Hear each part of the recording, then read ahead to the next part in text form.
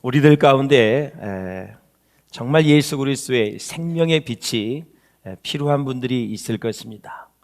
아마 제가 이후로 말씀을 드리는 그런 부류에 있는 사람들이 아마 예수님의 놀라운 생명의 빛, 그 능력이 우리 가운데 필요할 줄로 믿습니다. 이런 사람들입니다. 예배에는 나와서 앉아 있지만 삶에 쩌들어서 지친 사람이 있습니다. 등잔에 불꽃이 사그라지듯이 살고 싶다는 의욕이 자꾸 사그라지고 힘이 없어지는 그런 분들이 있습니다. 몸의 여러 가지 질병 때문에 그럴 수도 있고, 때로는 속썩이는 자식 때문에 그럴 수도 있고, 본의 아니게 가정이 깨지는 고통 때문에 그럴 수도 있습니다. 때로는 실상 교회에 왔지만 찬송을 부를 기운도 없고, 설교 말씀을 아무리 들어도 저것이 무슨 내용인지 잘 들어오지 않을 때 우리는 예수 그리스도의 생명의 빛이 필요합니다. 뿐만 아니라 그저 온몸이 살고 싶지 않다는 절망 속에서 허우적거릴 때도 우리는 예수 그리스도가 절대적으로 필요한 시점인 줄로 믿습니다. 사랑하는 여러분, 그렇다면 어떻게 하면 이런 삶의 고통에서 우리가 벗어날 수 있을까요? 답은 바로 생명의 빛이신 예수 그리스도를 마음에 모시고 그분을 의지하며 사는 것이 답이 될 수 있겠다라는 것입니다. 만약 우리가 그렇게만 된다면 이 세상을 누구보다도 밝고 힘있게 기쁨을 누리면서 살 수 있는 생명의 능력을 날마다 체험하며 살아가게 될 줄로 믿습니다. 우리의 이 기쁨은 물질적인 것이 아니죠. 영적인 것입니다. 사실 긴장하고 염려하면 우리가 맛있게 먹는 음식도 소화가 잘 안 됩니다. 뿐만 아니라 걱정 근심에 둘러싸여 있으면 또 거기다가 스트레스를 많이 받으면 때로는 피부도 거칠어지고 또 나빠질 수밖에 없어요. 그러나 빛 대신 주님이 주시는 기쁨이 넘쳐나면 우리의 연약한 몸도 더 건강해지고 우리가 말하는 모든 말투도 그 보송보송한 솜털처럼, 그리고 정말 새봄에 불어오는 봄바람처럼 우리의 말투도 부드러워지게 될 줄로 믿습니다. 빛이 되신 예수 그리스도를 만나면 좌우지간 우리는 마음으로 또 우리의 인생에 수지받는 인생이 될 수밖에 없다라는 거죠. 그런데 이 아름다운 기쁨의 생활, 이 놀라운 축복을 유대인들은 예수님과 대화를 하면서도 단 한 건도 건지지 못하고, 그들은 예수님을 거절하고 예수님께서 하신 말씀을 받아들이지 않아서 결국 오늘도 아주 소득 없는 대화를 하고 결국 그들은 구원의 기회와 주님이 주시는 축복을 송두리째 다 빼앗기는 그런 모습을 우리가 볼 수가 있습니다. 사랑하는 여러분, 본문의 유대인들은 빛 대신 예수님이 자기들 앞에서 함께 대화하는데도 영적으로 눈이 멀어 예수님의 말씀이 전혀 이해되지 못하는 것입니다. 사랑하는 여러분, 우리 생활 속에서, 우리 삶 속에서 마귀가 역사하는 것을 꼭 여러분들은 아셔야 돼요. 순간순간 우리의 믿음을 식어지게 만드는, 정말 신앙생활을 재미없게 만드는, 교회 가기 싫게 만드는 그 무엇이 있다면 그거 다 지금 배후에서 어둠의 세력이 지금 역사하고 있는 것입니다. 분별을 잘 하셔야 돼요. 할렐루야. 그래서 제가 불기둥에도 얘기했지요. 기독교는 다 이기는 겁니다, 여러분. 져 가지고 넋두리 하지 말고 이겨서 승리의 개가를 울릴 수 있기를 주의 이름으로 축원합니다. 영적 싸움에서도 이기시고, 시기와 질투가 일어날 때도 이기시고, 이런 코로나19도 환경적으로 일어나는 일도 이기셔야 됩니다. 주저앉으면 반드시 컴플레인이 나오게 돼 있어요. 불평불만이, 원망이 나오게 돼 있어요. 그러면 인생의 우리 기쁨이 다 사라지게 돼 있는 거예요. 바리새인과 예수님의 대화가 계속되는 중에 예수님이 이렇게 말씀하십니다. 21절에 보니까 시작. 너희가 나를 찾다가 너희 죄 가운데서 죽겠고 내가 가는 곳에는 너희가 오지 못하리라 그랬습니다. 그런데 이 바리새인들은 이번에는 뒷부분만 듣지요. 내가 가는 곳에는 너희가 오지 못하리라 하니 그가 자결하려는가? 자살을 하려고 하는가? 혹은 흩어져 있는 디아스포라 유대인들에게 가서 복음을 전하려고 하는가?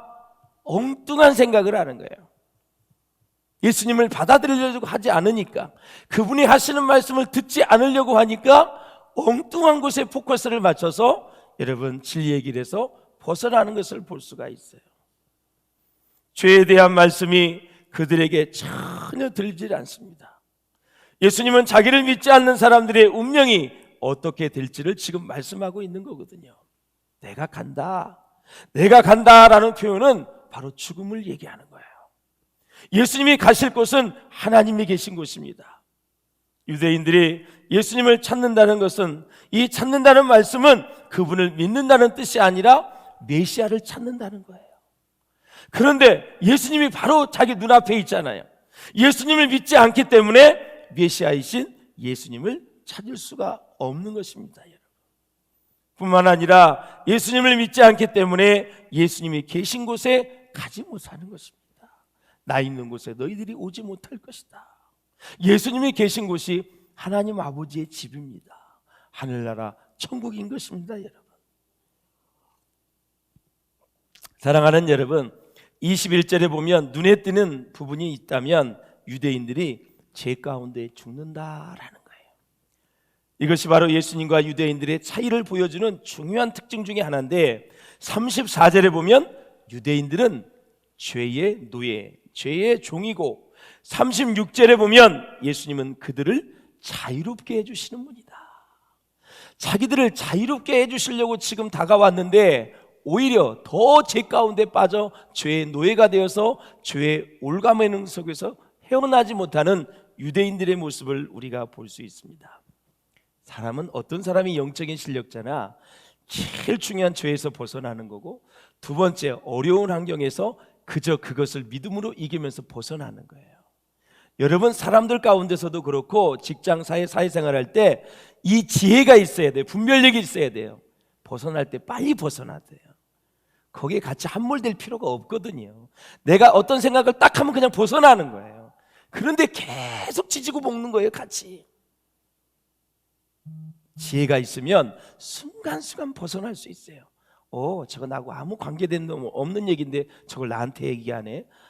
저런 얘기를 왜 나한테 하지? 예수의 이름으로 명하노니 다 어둠의 색은 떠나갈지어다. 나는 저것과 관계없다. 그러면서 나의 길을 가는 거예요. 사랑하는 여러분, 그렇습니다. 이렇게 유대인들은 그 죽음에서 빠져나오는 길이 바로 예수님의 말씀을 지키는 것인데 그것을 하지 못하는 모습을 봐요. 사랑하는 여러분, 죄라는 것은 참으로 무서운 것입니다. 왜냐하면 빛 대신 예수님께로 절대로 마음을 열지 못하도록 방해하는 세력이 죄이기 때문에 그렇습니다. 뿐만 아니라 예수님의 진리로 이끄는 끈질긴 대화에도 불구하고 여전히 유대인들의 마음은 돌밭이 될 수밖에 없었다. 왜? 죄가 있기 때문에 그렇습니다. 사랑하는 여러분, 그래서 우리가 우리 인생길을 걸어가면서 빛이 가져올 생명을 알지 못하고 우리를 죽음을 맞이하도록 우리를 얽어매는 것이 바로 죄라라는 거예요. 뿐만 아니라 죄는 우리가 하나님께 나아갈 기회를 놓치게 만들어요. 게다가 죄는 우리가 하나님께 돌이키고 회개할 기회마저도 빼앗아가 버리고 말아요. 죄는 모든 인류를 죽입니다. 죄의 삭은 사망이라 그랬어요. 모든 사람이 죄를 범하였음에 하나님의 영광에 이르지 못하였다. 죽은 후에는 심판이 있다고 말씀하셨고, 하나님의 은사는 그리스도 예수 우리 주 안에 있는 영생이라고 말씀하고 있어요. 그렇다면 어떻게 해야 우리가 죄의 어둠에서 탈출할 수 있을까요? 그 길은 바로 오직 예수 그리스도에 대한 믿음뿐인 것입니다. 하나님의 은혜를 사모할 수 있기를 주의 이름으로 축원을 드립니다.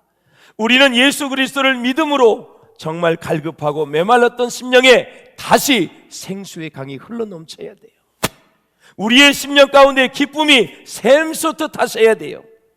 하나님과 나 사이의 어둠의 담이 다 무너지고 생명의 빛이, 예수 그리스도의 빛이 내게 비춰지는 가운데 새로운 변화의 삶을 살아가야 될 줄로 믿습니다. 유대인들은 예수님이 바로 앞에 대화를 하면서도 하나님의 은혜를 놓치고 말았어요. 사랑하는 여러분, 기회가 왔을 때 기회를 잘 잡는 놀라운 축복의 사람들 될 수 있기를 주님의 이름으로 축원을 드립니다. 사랑하는 여러분, 우리는 주님을 떠나서는 절대 아니 되는 것입니다. 하나님을 가까이 할 수 있기를 주의 이름으로 축원합니다. 빛 대신 예수님을 떠나지 말고 하나님을 가까이 하셔야 됩니다. 말씀을 사모하고 읽으시고 설교 말씀을 집중하여 들으시고 그리고 우리의 경건생활 큐티를 꾸준히 하시고요. 그래서 늘 하나님을 가까이 하는 장소에서 날마다 주님을 사모함을 가지고 주님 앞에 나아가면 하나님께서 준비해 놓으신 여호와의 이레의 축복이 충만하게 될 줄로 믿습니다. 시편 말씀을 한번 보겠습니다. 시작. 하나님께 가까이 함이 내게 복이라. 내가 주 여호와를 나의 피난처로 삼아 주의 모든 행적을 전파하리이다. 가까이 하면 복이래요. 멀리 하면 그러니까 복이 안 되는 거예요. 근데 사람도 가까이 할 사람을 가까이 하고 멀리 할 사람은 멀리 하는 분별력이 있기를 주의 이름으로 축원을 드립니다. 그렇다면 빛이라는 것이 무엇입니까, 여러분? 빛 자체가 중요할 뿐만 아니라 빛을 통해서 또 다른 것을 우리는 판단할 수 있는 정확한 판단력을 얻을 수 있다라는 거예요.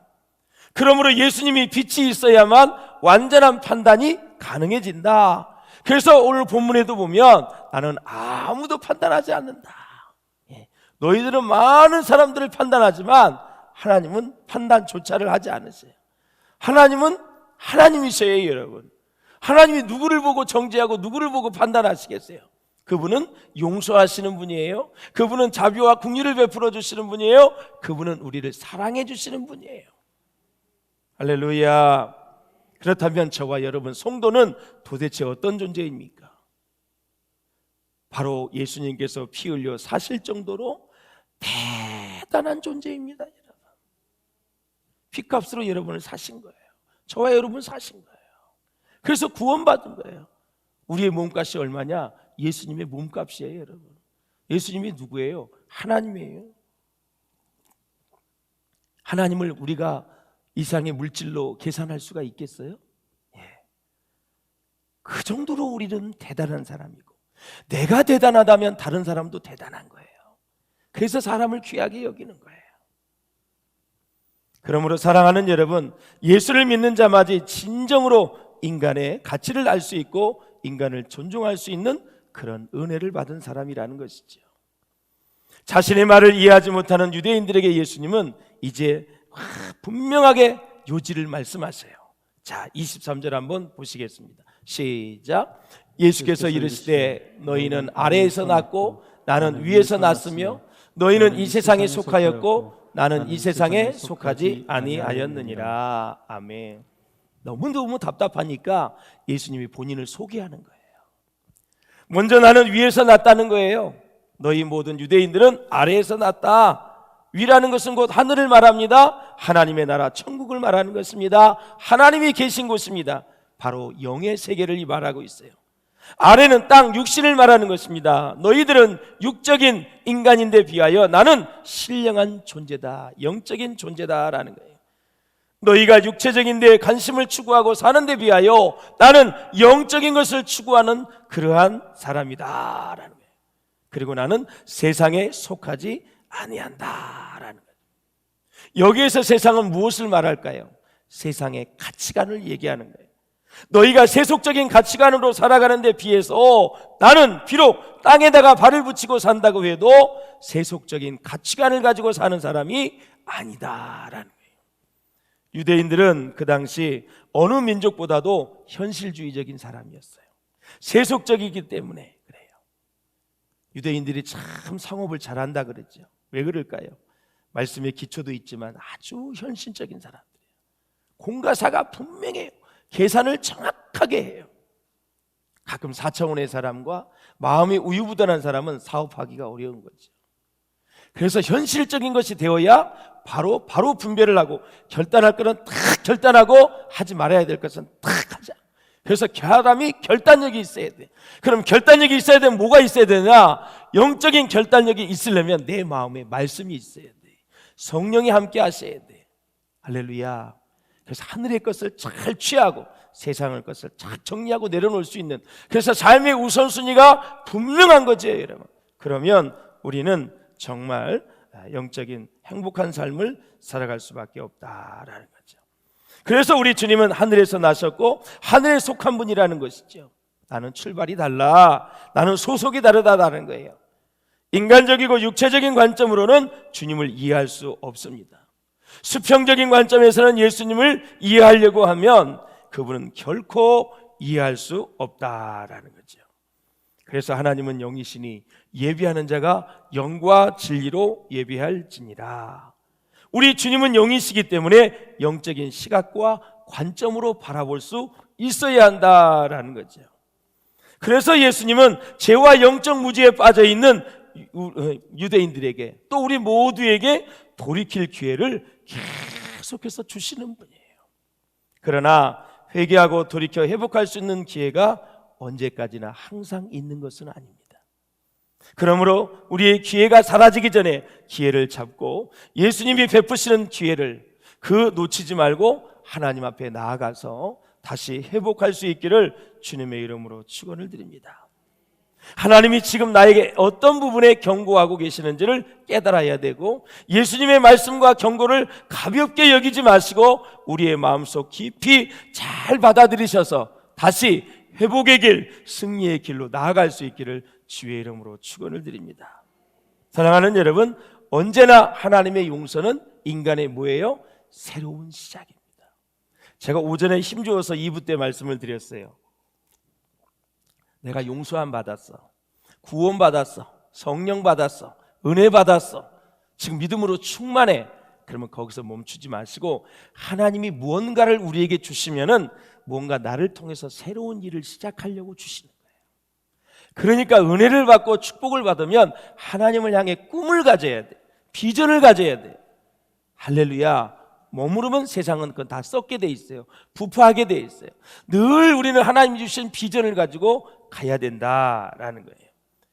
아담과 하와를 향한 하나님의 긍휼을 보십시오. 우리 한번 21절 볼까요? 창세기 3장 시작. 여호와 하나님이 아담과 그의 아내를 위하여 가죽옷을 지어 입히시니라. 예, 하나님이 밍크코트의 사장인가? 무슨 아담과 하와를 이렇게 가죽옷을 사입혀. 가랑잎을 가지고 나뭇잎을 가지고 가리고 있었던 그들, 선악과를 먹어서 나무 밑에 숨었고 그늘에 숨었던 그들, 나뭇잎을 가지고 자기의 수치스러운 부분을 가리고 있었는데 결국 짐승을 죽여서 하나님은 아담과 하와에게 가죽옷을 집혀요. 구약의 제사를 지금 예표하고 있는 거예요. 구약의 모든 제사, 번제, 소제, 화목제, 속건제, 속죄제, 이 모든 제사는 예수님이 십자가에 못 박혀 돌아가실 것을 예표하는 거예요. 그래서 구약은 제사장 나라라 그래요. 제사를 통해서 죄사함 받고 제사를 통해서 하나님을 만나는 거예요.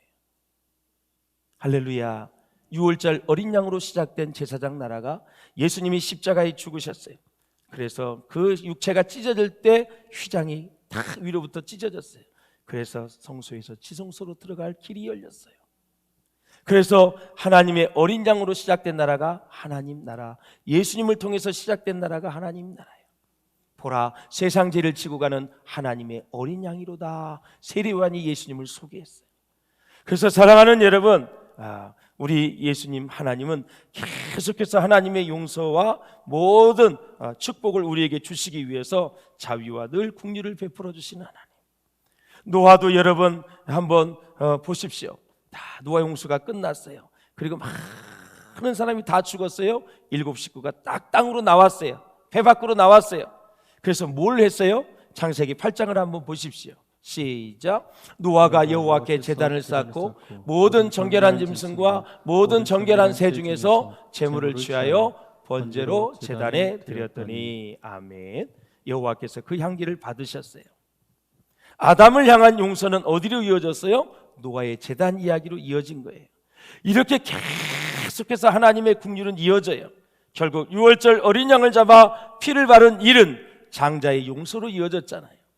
이러한 놀라운 은혜와 긍휼을 경험한 히브리인들은 그동안 배웠던 이 아담과 노아, 아브라함의 번제를 통해서 하나님의 용서의 줄기를 이해를 했어요. 보십시오 여러분, 다윗이 우슬초로 나를 정결하게 하옵소서라고 기도하며 출애굽을 할 때 어린 양을 잡을 때를 기억하고 무슨 허물이든지 하나님이 다 용서하시겠다는 레위기의 말씀을 붙들고 그가 하나님께 용서를 구한 거예요. 구약에 그래서 모든 선지자들은 인간을 향한 하나님의 용서 계획을 하나님 대신에 대언한 것입니다. 여러분 호세아서 11장을 한번 보세요. 시작. 에브라임이여 내가 어찌 너를 놓겠느냐, 이스라엘이여 내가 너를 어찌 버리겠느냐, 내가 어찌 너를 아담과 같이 놓겠느냐. 아멘. 버리지 않겠다 그랬어요. 안 버리신대요.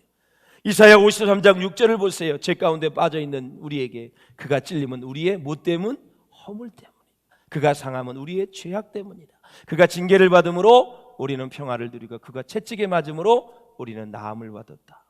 우리는 다 양 같아서 그릇 행하여 각기 제 길로 갔거늘 여호와께서는 우리 무리의 죄악을 그에게 예수 그리스도에게 담당시키셨도다 그랬어요.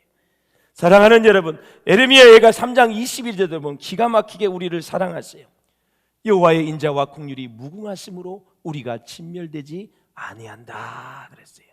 이 놀라운 은혜를 받을 수 있는 귀한 여러분 이 자리가 눈앞에 찾아왔어도 유대인들은 자신들에 대한 예수님의 경고를 깨닫지 못하고 예수님이 누구이신지를 물었어요. 한번 25절 보실까요? 그들이 말하되 내가 누구냐? 예수께서 이르시되 나는 처음부터 너희에게 말하여 온 자라 그랬습니다. 예수님의 본질을 지금 밝히는 장면입니다. 예수님은 처음부터 말하여 온 자다. 생명의 떡이다. 세상의 빛이다. 영적 어둠에 빠져있던 유대인들은 너무나도 분명한 것을 깨닫지 못하고 있었다. 영적 불감증의 문제를 겪고 있었던 그들은 계속해서 자기의 조상이 아브라함이라고 계속 자랑을 해도 아브라함이 어떻게 살았는지, 어떻게 믿음으로 순종했는지에 대해서는 전혀 관심이 없어요. 사랑하는 여러분, 이성과 믿음이 충돌할 때 내 생각하지 마시고 말씀으로 돌아가셔서 하나님의 말씀을 우리가 집중하면서 그 말씀에 순종할 수 있는 저와 여러분 될 수 있기를 주님의 이름으로 축원을 드립니다. 말씀을 맺겠습니다. 사랑하는 여러분, 오늘 본문에 보니까 그리스도인은 주님께서 세상으로 보낸 사람들이다 이렇게 말하고 있어요. 그래서 파송자이신 예수의 말씀을 순종하고 예수의 일만 하고 말씀을 전해야 된다라는 거예요. 사랑하는 여러분, 모든 존재하는 것에는 존재 목적이 있습니다. 무화과 나무가 열매를 맺기 위해서 존재하는데 맺지 못한다면 그것을 다 불살라버리겠다고 말씀하셨어요. 29절을 읽고 정리하겠습니다. 시작. 나를 보내신 이가 나와 함께 하시도다. 나는 항상 그가 기뻐하시는 일을 행함으로 나를 혼자 두지 아니하셨느니라. 아멘. 여기서 기뻐하시는 일은 뭐예요? 모든 사람들이 예수를 믿게 하는 것이 하나님을 기쁘시게 하는 것이다 라는 거예요. 하나님은 예수를 많이 믿을수록 너무너무 기뻐하시는 분이에요. 30절 말씀 보세요. 이 말씀을 하심에 많은 사람이 뭐하더라? 믿더라. 지금 유대인과 이 예수님은 막 논쟁을 하고 있어요. 사실 논쟁이지, 싸우고 있는 거예요. 말싸움을 하고 있는 거예요. 그래도 진리의 말씀이 선포되니까 나는 하늘에서 왔다, 하나님이 있는 곳에서 왔다, 너희들과 다르다 하면서 말씀을 계속 전하니까 그 시끄러운 중에서도 진리의 말씀이 선포되니까 믿는 사람이 많이 생겼다라는 거예요. 사랑하는 여러분, 그 정말 아수라장 같던 그런 순간에도 진리의 말씀은 그 듣는 사람들에게 역사하셨어요. 그래서 많은 사람이 믿더라. 바라기는 저와 여러분을 통해서 많은 사람들이 예수 믿는 그런 축복의 역사가 일어날 수 있기를 주의 이름으로 축원합니다. 나 때문에 실족하는 사람이 생기는 것이 아니라 나 때문에 교회가 부흥하고 나 때문에 방황하는 심령이 주님 앞에 나와 구원의 역사를 경험하고 구원의 축복을 받는 사람들이 많아졌으면 좋겠다라는 거예요. 그런 은혜가 우리 비전교회 지체들에게, 이 방송을 시청하는 모든 사람들에게 함께 할 수 있기를 주의 이름으로 축원합니다.